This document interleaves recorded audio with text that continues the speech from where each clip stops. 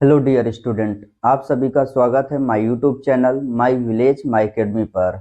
आज के वीडियो में हम डिस्कस करेंगे क्लास 9th में जीव विज्ञान के पहला टॉपिक है कोशिका, जीवन की मौलिक इकाई। तो आइए हम डिस्कस करते हैं कोशिका।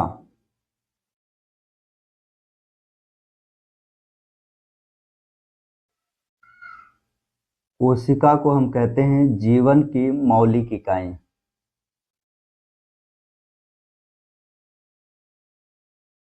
जीवन की मौलिक इकाई।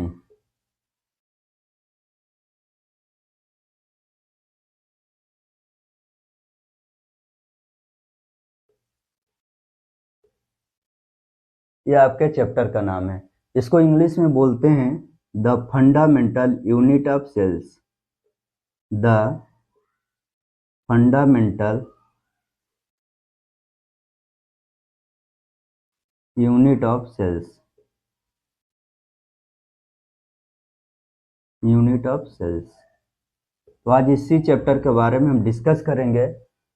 इस टॉपिक से रिलेटेड कुछ वीडियो हमने ऑलरेडी चैनल पर अपलोड कर दिया हूँ, आप वहाँ से देख सकते हैं। उसमें हमने पढ़ाया है कि कोशिका की खोज कब और किसने किया। जीवित निर्जीव कोशिका के बारे में पूरा डिटेल से बताया गया है। उसके बाद ये भी बताया गया है कि कोशिका कितने प्रकार की होती है, 2 प्रकार की, प्रोकैरियोटिक कोशिका और यूकैरियोटिक कोशिका। इसके लिए भी अलग से एक वीडियो अपलोड किया गया है। उसके बाद कोशिका के आधार पर जीवों का प्रकार बताया गया है कि एक कोशिकीय जीव और बहुकोशिकीय जीव, इसके बारे में भी ऑलरेडी डिस्कस कर चुके हैं हम लोग। और कोशिका के आकार के आधार और आकृति के आधार पे कोशिकाएं कितने प्रकार की हैं, तो बहुत प्रकार की होती हैं, इसके बारे में भी हमने डिस्कस कर रखे हैं। तो आप वहां से वीडियो देख सकते हैं जाकर चैनल पर। अब हम डिस्कस करेंगे ये कोशिका, और इसमें डिस्कस करेंगे कि एक जो सामान्यतः जो विकसित कोशिका होती है उसमें क्या क्या पाया जाता है। एक डायग्राम के माध्यम से हम समझेंगे कि एक, आप मान लीजिए कि हमने एक विकसित कोशिका बनाया। ये क्या है? एक विकसित कोशिका है। एक विकसित कोशिका में एक चारों तरफ एक आप देखेंगे एक खोल होता है। इसके बीच में एक संरचना होती है, बीचों बीच में या थोड़ा सा साइड में रहती है, क्योंकि ये इसको बोलते हैं केंद्रक। अलग अलग जीवों में अलग अलग इसकी उपस्थिति हो सकती है।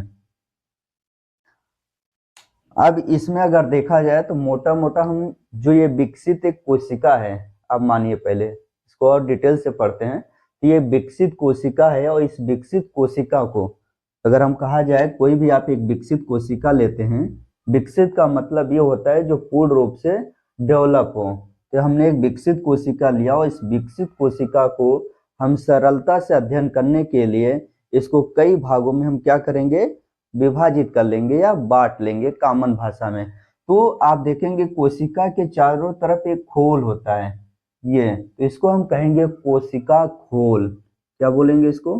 कोशिका खोल। कोशिका खोल। ये आप जो संरचना देख रहे हैं ये आपका एक कोशिका खोल है। अब देखेंगे कोशिका खोल चारों तरफ से इसमें एक द्रव भरा होता है, उसमें सारे कोशिकांग होते हैं। ये जो आप देख रहे हैं इसके बीच में, केंद्रक और कोशिका खोल के बीच में बहुत सारा स्पेस है, इसी में सारे कोशिकांग पाए जाते हैं। और इसमें बहुत सारे द्रव भरा होता है, एक तरह का द्रव होता है, और यह द्रव जेली के समान होता है। तो इसमें सारे कोशिकांग, जैसे आप बताएं तो आप जैसे माइटोकॉन्ड्रिया इसी में पाया जाता है। गोल्जी बॉडी आप देख सकते हैं, इसी के अंतर्गत पाया जाता है। गोल्जी बॉडी हो गया, लाइसोसोम हो गया, तारक काय हो गया, राइबोसोम हो गए, राइबोसोम भी इसी में पाया जाता है। हरित लवक हो गया आपका, हरित लवक या क्लोरोप्लास्ट भी कहते हैं।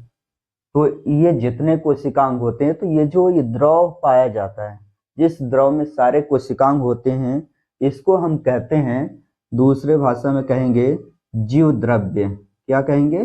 जीव द्रव्य। जीव द्रव्य कहेंगे। इसके बाद आता है सेंटर में, ये आप एक गोला देख रहे हैं, तो ये सेंटर वाले को हम कहते हैं केंद्रक। हर एक कोशिका में और हर एक कोशिका की अपना एक केंद्रक होता है। तो तीसरा आ जाएगा आपका केंद्रक।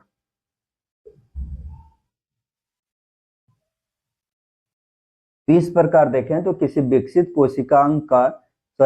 कोशिका का अध्ययन करना है तो हम उस कोशिका को 3 भागों में विभाजित करेंगे। पहला आपका आ जाएगा कोशिका खोल, दूसरा आ जाएगा जीव द्रव्य और तीसरा आ जाएगा आपका केंद्रक। तो इनमें हम सबसे पहले अध्ययन करेंगे कोशिका खोल क्या होती है वास्तव में। तो हम जानेंगे कि कोशिका खोल क्या है। तो यह आपको बात समझ में आया। तो पहले हम डिस्कस करते हैं कोशिका खोल के बारे में।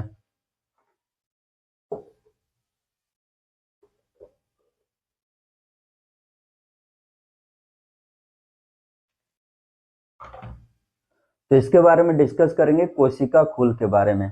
तो कोशिका खोल का मतलब ये होता है कि कोशिका के चारों तरफ, ये कई प्रकार के होंगे, ये भी याद रखिए। जो कोशिका खोल होता है ये कोशिका के चारों तरफ पाए जाने वाला एक प्रकार का आवरण है जिसे हम कोशिका खोल कहते हैं। ये बात याद रखिएगा। यानी ये कई, इसका बहुत सारा इंपॉर्टेंट है। इंपॉर्टेंट क्या है कि ये कोशिका खोल जो होगा आपके जंतु और पादप दोनों में पाया जाएगा। ये हम नहीं कह रहे हैं कि एक में पाया जाएगा, लेकिन ये जंतु और पादप दोनों में अलग अलग बना होगा। तो पहला इसका काम होता है कोशिका खोल का, ये जंतु और पादप दोनों में पाया जाता है। तो कोशिका खोल जो आपका है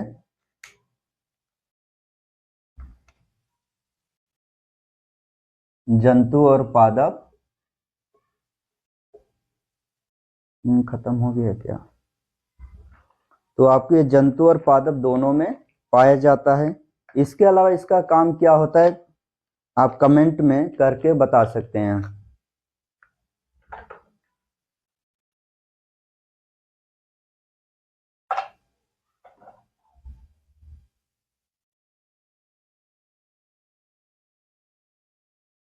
थोड़ा इंक खत्म हो गया है, बस 1 मिनट।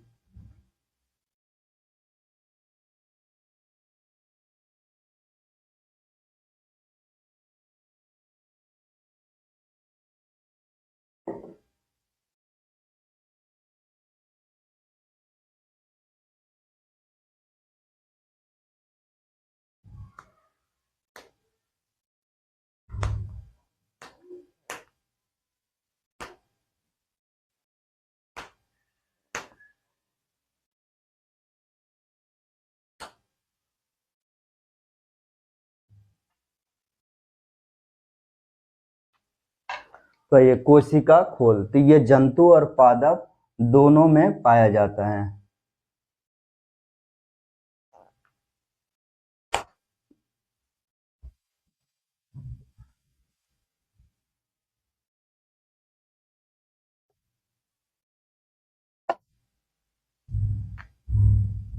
जंतु और पादप दोनों में पाया जाता है।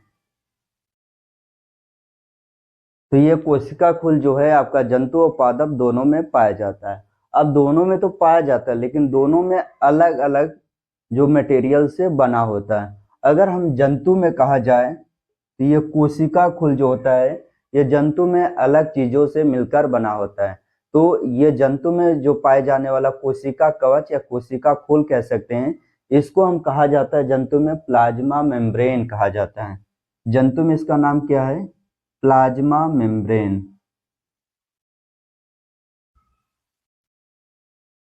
प्लाज्मा मेम्ब्रेन या इसका दूसरा नाम है प्लाज्मा लेमा भी कहा जाता है। जंतुओं में इसका नाम जो है प्लाज्मा लेमा भी कहा जाता है, याद रखिएगा।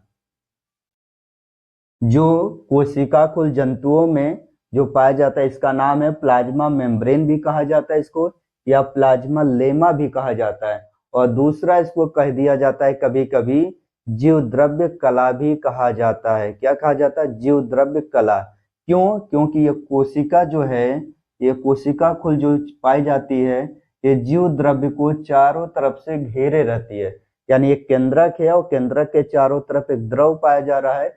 इस द्रव को कहा जाता है जीव द्रव्य, और इस जीव द्रव्य को घेरने वाली जो खोल होती है, जीव द्रव्य या आवरण होता है या कवच, इसको जो घेरे रहती है चारों तरफ से, इसी वजह से इसको जीव द्रव्य कला भी कहा जाता है। कला का मतलब होता है मेम्ब्रेन, तो इसका कई नाम हो गया। यानी जंतुओं में जो कोशिका खोल या कवच पाई जाती है उसके किन नामों से जाना जाता है?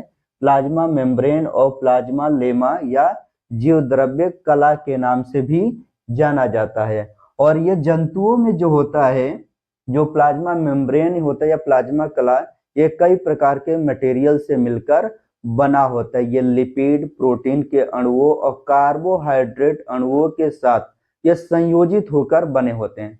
ये किसके बने होते हैं? तो आपके ये प्रोटीन के बने होते हैं। जंतु में जो एक खोल होता है, प्रोटीन हो सकता है, लिपिड होगा, प्रोटीन के अणु, लिपिड और कार्बोहाइड्रेट के अणुओं के साथ, कार्बोहाइड्रेट, तो ये इससे मिलकर बना होता है। जंतुओं में जो ये खोल होती है, प्रोटीन के अणुओं, लिपिड और कार्बोहाइड्रेट अणुओं के साथ ये संयोजित होकर मतलब कंबाइंड होकर या आपस में जुड़कर बनी होती हैं। ये आप याद रखिएगा। इसके बाद पादप कोशिका की बात करें तो पादप कोशिका में ये जो होता है इसको कहा जाता है सेल वॉल या कोशिका भित्ति। पादप कोशिका में इसको क्या कहेंगे? सेल वॉल, और हिंदी में बोलते हैं इसको कोशिका भित्ति बोलते हैं, कोशिका भित्ति, कोशिका भित्ति। तो आपको पता होगा कि पादप में ये इस जो कोशिका खोल होती है यानी कोशिका के चारों तरफ पादप में अगर पाया जाएगा इसको सेल वॉल या कोशिका भित्ति कहते हैं। जो ये कोशिका भित्ति होती है वो सेल्यूलोज की बनी होती है। किसकी? पादप में किसकी बनी होती है? ये जो आपका सेल वॉल है ये आपका, तो ये किसकी बनी होती है? सेल्यूलोज का बना होता है। यहाँ पर लिख दे रहा हूँ, सेल्यूलोज का बना होता है। मोस्ट इंपॉर्टेंट याद रखिएगा। पादप में कोशिका भित्ति किसकी बनी होती है? सेल्यूलोज की बनी होती है। अब ये भी थोड़ा बात जानेंगे कि प्रोकैरियोटिक कोशिका, यूकैरियोटिक कोशिका में ये कैसे बने होते हैं। तो प्रोकैरियोटिक कोशिका में जो होगा ये सरल पदार्थ के, यानी प्रोकैरियोटिक कोशिका में जो आपको कोशिका भित्ति होगी वो सरल प्रकार का होगा, या कोशिका कवच दोनों हो सकते हैं। ऐसा नहीं है कि आपको कोशिका मेम्ब्रेन भी हो सकता है जिसको जीव द्रव्य मेम्ब्रेन और कोशिका भित्ति, तो ये सरल प्रकार के होते हैं। जबकि यूकैरियोटिक जीवों में ये जटिल प्रकार के पदार्थों से मिलकर बने होते हैं। तो इसमें हम डिटेल से पहला डिस्कस करेंगे कोशिका भित्ति के बारे में। अब ये कोशिका खोल है पादप में, तो हम इसमें डिटेल से डिस्कस किसके बारे में करेंगे? कोशिका भित्ति के बारे में। तो आइए इसके बारे में डिस्कस करते हैं, कोशिका भित्ति।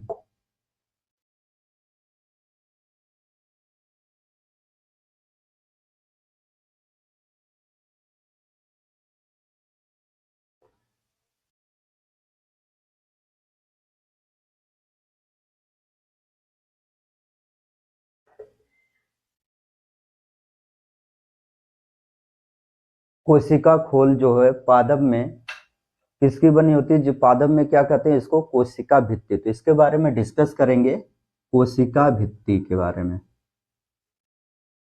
कोशिका भित्ति, इंग्लिश में इसको बोला जाता है cell wall. Cell wall important है और इसको ध्यान से आप देखिए कि इसमें सेल वॉल की इसकी उपस्थिति की वजह से क्या क्या होता है। तो पहली बार जानेंगे कि जो कोशिका भित्ति होती है, कोशिका की सबसे बाहरी क्या होती है? परत होती है। पादप की बात बता रहे हैं, पादप में ही नहीं पाया जाता है। ये जो कोशिका भित्ति होती है ये कहाँ कहाँ पाया जाता है? एक तो आपका प्लांट में भी ये पाया जाता है। दूसरा बैक्टीरिया में भी पाया जाता है, बैक्टीरिया जिसको जीवाणु कहते हैं, और एक और जीव है जिसको हम कवक कहते हैं या फंगी। इन तीनों में जो है ये सेल वॉल पाया जाता है और इसका काम जो होता है कोशिका कला को बाहर से, कोशिका कला का मतलब हो गया कोशिका मेम्ब्रेन, और ये कोशिका मेम्ब्रेन जो होती है, जो आपका पादप, जंतु और पादप दोनों में पाई जाती है, और इसके बाहर जो आवरण पाई जाती है इसको कहा जाता है इन जीवों में।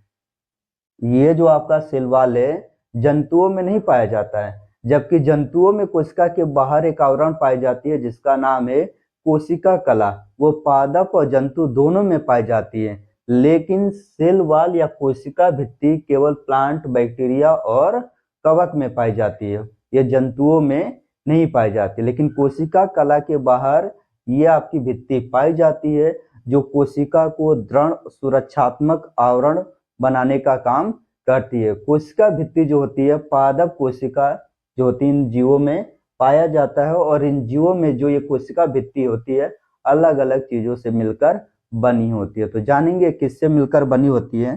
तो पादप में देखा जाए तो सेल वॉल जो होता है आपका, तो ये किसका बना होता है, अभी मैं बताया हूँ सेल्यूलोज का। किसका, या सेल्यूलोज या सेल्यूलोज कहीं कहीं पर लिखा होता है, सेल्यूलोज का बना होता है पादप में। इंपॉर्टेंट है, मोस्ट इंपॉर्टेंट। उसके बाद अगर देखा जाए तो बैक्टीरिया में किसका बना होता है, तो पेप्टिडोग्लाइकन की।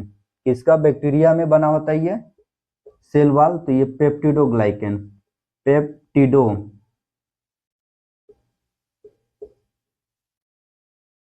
ग्लाइकन, पेप्टिडोग्लाइकन बैक्टीरिया में जो पाया जाता है ये पेप्टिडोग्लाइकन का बना होता है। जबकि ये कवक है तो कवक में जो सेल वॉल होता है वो काइटिन का बना होता है। किसका बना होता है, काइटिन का बना होता है। तो ये इंपॉर्टेंट पॉइंट है कि ये किसके बने होते हैं। पादप में सेल्यूलोज का बना होता है, बैक्टीरिया में पेप्टिडोग्लाइकन का बना होता है, जबकि आपका कवक में काइटिन का बना होता है। अब कोशिका भित्ति में अगर देखा जाए तो इसमें कई परतें पाई जाती हैं। तो परतों के आधार पर कोशिका भित्ति मुख्यतः दो प्रकार की होती हैं, जिसको हम कहते हैं प्राइमरी कोशिका भित्ति और द्वितीयक कोशिका भित्ति, जिसमें बड़ा कंफ्यूजन होता है, लेकिन आज के बाद आपको कंफ्यूजन नहीं होगा। तो इसमें हम देखेंगे ये कोशिका भित्ति होती है, ये मुख्यतः दो प्रकार की होती है। अब ये कैसे पहचानेंगे, तो एक डायग्राम के सहायता से इसको हम जानेंगे कि ये कैसे होता है कोशिका भित्ति।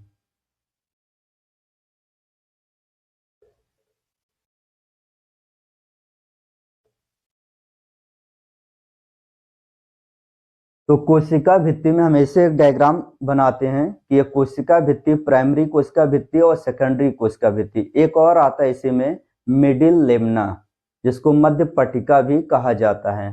तो आप समझिए कि जो देखा होगा कि बहुत सारे ऐसे मकान बनाए जाते हैं या बहुखंडीय बिल्डिंग बनाए जाते हैं, तो बहुकोशिकीय पादपों में ऐसा होता है। तो बहुकोशिकीय पादपों में जो कोशिकाएं होती है किसी भवन के कमरों के समान आपस में स्थिरता से जुड़ी रहती हैं। जैसे आप देखोगे बहुत बड़े मकान बनाए जाते हैं तो सारे कमरे आपस में एक स्थिरता से, मतलब बिना हिले डुले क्या होते हैं, कमरे आपस में सटे होते हैं। तो इसी प्रकार बहुकोशिकीय पादपों में जो कोशिकाएं होती है किसी भवन के कमरों के समान स्थिरता से क्या होती हैं, जुड़ी होती हैं।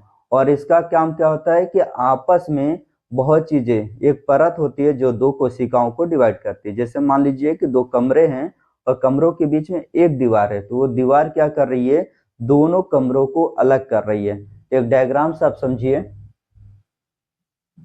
ये पादप कोशिका मैं बना रहा हूं।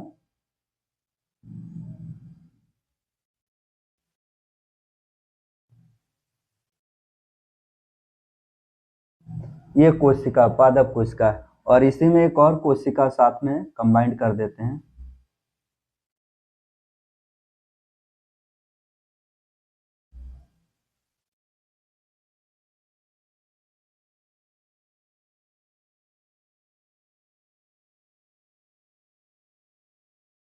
अब ये कोशिका जो है,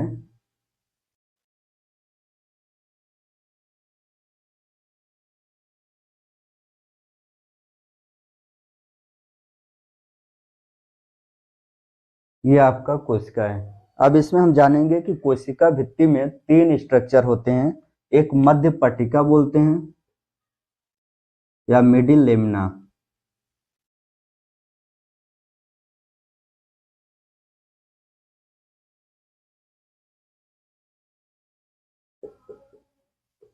मिडिल लेमेला, ये इंपॉर्टेंट होता है। जो आपका मिडिल लेमेला होता है ये इंपॉर्टेंट होता है, या मध्य पटलिका, पटलिका, मिडिल का मतलब होता है मध्य। तो ये दो कोशिकाओं के बीच में पाया जाता है। ये आप देख रहे हैं, ये भी एक कोशिका है और ये भी एक कोशिका है, दोनों आपस में जुड़े हुए हैं। तो इसके बीच में ये मिडिल वाली आप लेयर देख रहे हैं, ये होता है मध्य पटलिका। और ये मध्य पटलिका का निर्माण कब होता है? कोशिका विभाजन के तुरंत बाद ही ये मध्य पटलिका का निर्माण हो जाता है। और ये जो मध्य पटलिका बनती है वो कैल्शियम पेक्टेट की बनी होती है। बहुत बार पूछा गया किसकी बनी होती है, तो कैल्शियम पेक्टेट, कैल्शियम पेक्टेट की बनी होती है, पेक्टेट। तो आपका मिडिल लेमना किसका बना होता है? कैल्शियम पेक्टेट की बनी होती है। और यह मध्य पटलिका कोशिका विभाजन के तुरंत बाद बन जाती है। मध्य पटलिका के ऊपर अब ये याद रखिएगा कि अब इसके बाद दो और लेयर बनेगा। पहले निर्माण होता है दोनों कोशिकाओं के बीच में, जो पहली कोशिका जो इन दोनों को डिवाइड करती है, दोनों कोशिकाओं को, तो मध्य पटलिका या मिडिल लेमना बनती है, जो कैल्शियम पेक्टेट की बनी होती है और कोशिका विभाजन के तुरंत बाद बन जाती है। अब कोशिका भित्ति में दो चीजें आएंगी, एक पहला आएगा प्राइमरी कोशिका भित्ति और दूसरा सेकेंडरी कोशिका भित्ति। अब इनका निर्माण कैसे होता है? प्राइमरी सेल वॉल और दूसरा आता है secondary cell wall, secondary cell wall. अब प्राइमरी और सेकेंडरी सेल वॉल को समझेंगे कि इनका निर्माण कैसे होता है। तो ये जो आप देख रहे हैं मध्य पटलिका, तो मध्य पटलिका जो होती है जीव द्रव्य के चारों तरफ होता है। तो इसमें क्या होता है कि मध्य पटलिका पर जीव द्रव्य से अनेक पदार्थ जो होते हैं, अनेक पदार्थ में जैसे आप बताऊं नाम, तो आपका पदार्थ में हेमीसेलुलोज, सेलुलोस और माइक्रोफाइब्रिन, क्या बताया आपको? तो इसी लेयर पर, मध्य पटलिका के लेयर पर ही जीव द्रव्य से कुछ पदार्थों का धीरे धीरे क्या होता है? इकट्ठा होने लगते हैं। वो पदार्थ कौन कौन से हैं आपका? हेमीसेलुलोज, हेमीसेलुलोज, दूसरा आपका होता है सेल्यूलोस या सेल्यूलोस भी देता है और कहीं कहीं पर सेलुलोस देता है। और माइक्रोफाइब्रिन, कौन सा? माइक्रोफाइब्रिन, फाइब्रिन। इन पदार्थों का क्या होता है? धीरे धीरे मध्य पटलिका पर चारों तरफ, ये जो मध्य पटलिका है इसके चारों तरफ अगर देखा जाए तो ये मध्य पटलिका जो होती है चारों तरफ पाई जाती है। ये कोशिका है, कोशिका के इस चारों तरफ पाई जाती है। ये आप जो रेड से मैं बना रहा हूं ये मध्य पटलिका है, ये कोशिका के चारों तरफ पाई जाती है। और ये जीव द्रव्य से धीरे धीरे इस पर ये सारे पदार्थ क्या होते हैं? इकट्ठा होने लगते हैं और इकट्ठा होकर एक लेयर का निर्माण करते हैं। और जो लेयर का निर्माण करते हैं ये लेयर बहुत ही कोमल होती है, पतली होती है और इसी भित्ति, एक भित्ति का निर्माण कर देती है। ये सारे जो हैं पदार्थ धीरे धीरे इस मध्य पटलिका पर इकट्ठा होते होते और क्या करते हैं? एक पतली लेयर का निर्माण कर देते हैं। जो लेयर का निर्माण होता है इसी पतली लेयर को हम बोलते हैं प्राइमरी सेल वॉल या प्राथमिक कोशिका भित्ति कहते हैं। बात समझ में आया कि प्राथमिक कोशिका भित्ति किसे कहते हैं? यानी जीव द्रव्य से धीरे धीरे इस पर क्या होता है?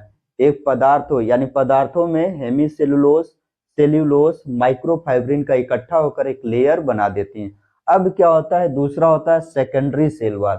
अब सेकेंडरी सेल वॉल में क्या होगा कि ये जो लेयर बनी थी प्राथमिक कोशिका भित्ति, अब इस पर फिर से कुछ पदार्थों का क्या होगा? इकट्ठा होना शुरू हो जाएगा। और कहां से होगा? जीव द्रव्य से ही वो पदार्थ इकट्ठा होते हैं। खास करके उस पदार्थ में अगर देखा जाए तो आपका सेलुलोज और लिग्निन है, ये दोनों पदार्थ अधिक मात्रा में हो। इससे तो आपका सुबेरिन भी होता है, क्यूटिन भी होता है।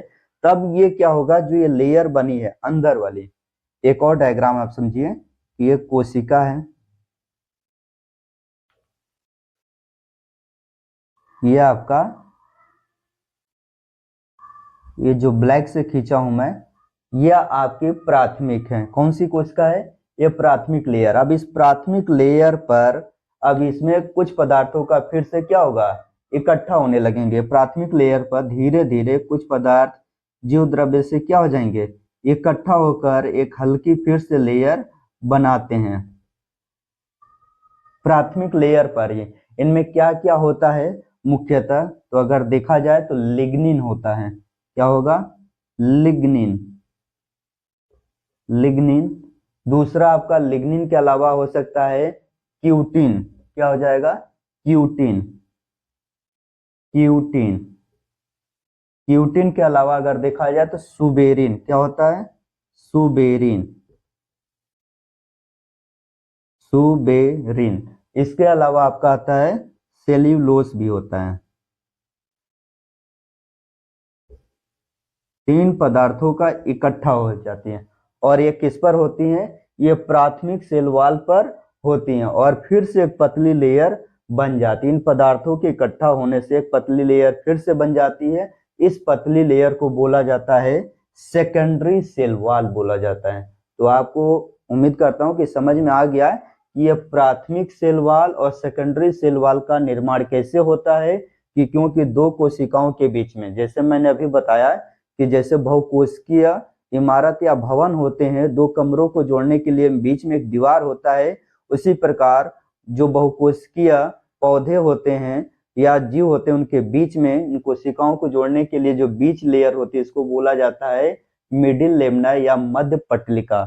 और इस मध्य पटलिका का निर्माण कोशिका विभाजन के तुरंत बाद होती है और ये जो बना होता है कैल्शियम पेक्टेट की बनी होती है। अब ये जीव द्रव्य से चारों तरफ से घेरे रहते हैं, तो इस पर धीरे धीरे जीव द्रव्य से कुछ पदार्थों का क्या होता है, इस पर लेयर जमने लगती है। वो पदार्थ आपको बताया हेमी सेल्यूलोज, सेल्यूलोज और माइक्रोफाइब्रिन धीरे धीरे इकट्ठा करके एक पतली नरम लचीली क्या बनाती है, एक आवरण बना देती है, जिसे हम कहा जाता है प्राथमिक सेल वॉल। और फिर इस प्राथमिक सेल वॉल पर कुछ अन्य पदार्थ फिर से जीव द्रव्य से ही आप लिग्निन, क्यूटिन, सुबेरिन और सेल्यूलोज का क्या होता है, धीरे धीरे फिर से इकट्ठा होती है और इस प्रकार सेकेंडरी सेल वॉल बना देता है। ये कई बार पूछा गया है कि सेकेंडरी सेल वॉल किसकी बनी होती है, तो मुख्यतः अगर देखा जाए सबसे अधिक मात्रा इसमें किसकी पाई जाती है, तो सबसे अधिक मात्रा सेल्यूलोज और लिग्निन की पाई जाती है। कई बार यह प्रश्न पूछा गया है। अब इसके बाद हम समझेंगे कि कोशिका भित्ति के कार्य। तो कोशिका भित्ति के अगर कार्य देखा जाए तो बहुत सारे इसके कार्य हैं। आप इसमें जो बोल रहा हूं पॉइंट वाइज आप कॉपी में नोट कर लेंगे कि कोशिका भित्ति के क्या क्या कार्य हैं। तो पहला कोशिका जो होती है कोशिका भित्ति, यह कोशिका को निश्चित आकृति और आकार प्रदान करती है। पहला पॉइंट क्या करती है, कोशिका को निश्चित आकार और आकृति प्रदान करती है। दूसरा देखा जाए तो कोशिका भित्ति कोशिका को यांत्रिक सहारा प्रदान करती है। यांत्रिक का मतलब हो गया बाहर से, कई प्रकार से वातावरण में आप देखते होंगे ठंडी गर्मी मौसम बदलाव होता है। भारत की ऐसी जलवायु है जिसमें ज्यादा परिवर्तन देखने को मिलता है, तो ये क्या करती है, कोशिका भित्ति पौधों को इन चीजों से भी बचाती है, यानी बाहरी आघातों से कह सकते हैं कि कोशिका को बचाती है।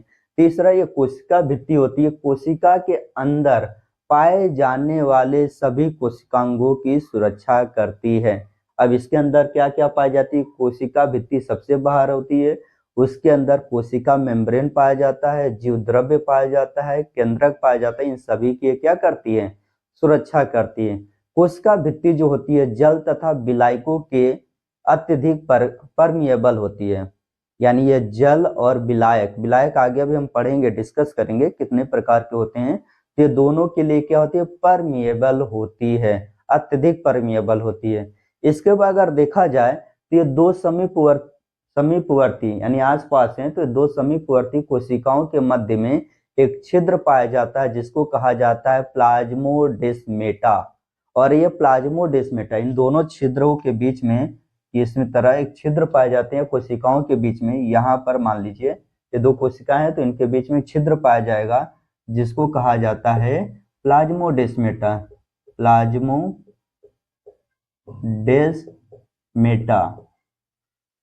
इसके बारे में अलग से अभी डिस्कस करेंगे, अलग एक टॉपिक है ये, इसके बारे में डिस्कस करेंगे। बस इतना जानिए कि दो कोशिकाओं के मध्य में प्लाज्मोडेस्मेटा पाया जाता है, जिसके द्वारा कोशिकाएं दोनों जो होंगी आसपास की, जिसको जो सामान अधिक होगा, जैसा मान लीजिए कि आप पड़ोसी, आपको शाम को कुछ आप बना रहे, कुछ कमी हो गया घर में, धनिया मिर्चा कुछ भी कमी हो जाता है, तो आप मार्केट नहीं जाते, पड़ोसी से जाके मांग लेते हो कि हमारे यहाँ मिर्चा खत्म हो गया, हमें दे दीजिएगा, हमारे यहाँ कभी हो आएगा तो हम आपको लौटा देंगे। तो यहाँ पे क्या होता है, जब कोशिकाओं में कोई सामान या किसी चीज की कमी हो जाती है, दूसरी कोशिका के पास होता है, तो ये कोशिका इसी छिद्र के माध्यम से, यानी प्लाज्मोडेस्मेटा के माध्यम से दूसरी कोशिका को क्या करती है, दे देती है, यानी आदान प्रदान का काम करता है। आदान प्रदान के लिए इन कोशिकाओं के बीच में प्लाज्मोडेस्मेटा पाया जाता है। आई होप, मैं उम्मीद करता हूं कि आप सभी को ये टॉपिक समझ में आया होगा, कोशिका भित्ति, और वो पूरा प्रयास किया हूं कि आपको सरलता से, आप क्लास स्टैंडर्ड के बच्चे हैं तो मैं कोशिश किया हूं कि आपको समझाया जा सके। ये तो है बहुत ब्रॉड है, लेकिन क्लास 9th के अकॉर्डिंग कोशिश किया गया है कि आपका जो बेसिक फंडामेंटल है वो कॉन्सेप्ट आपका क्लियर हो, रटने का नहीं है, यहाँ पर समझने का, एक एक बाई स्टेप आप समझिए, 2-4 बार आप रिपीट इसको दिमाग लगाएंगे तो आप समझ में आएगा।